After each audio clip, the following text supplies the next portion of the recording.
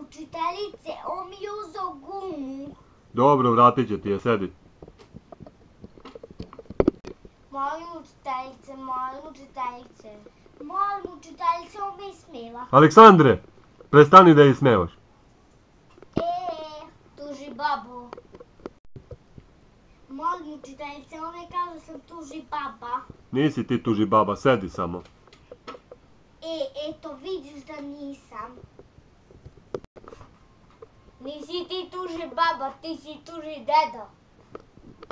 Molim učiteljice, mi kaže da sam tuži deda. Aleksandre, budi miran.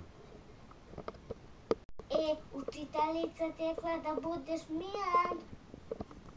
Nisi ti tuži baba, ni tuži deda, ti si ništa. Učiteljice, on mi kaže da sam ja ništa. Dobro, Ivana, a šta ti njemu kažeš? I on je ništa. E pa u redu, sedite sada i budite mirni. Učiteljice, on me gleda.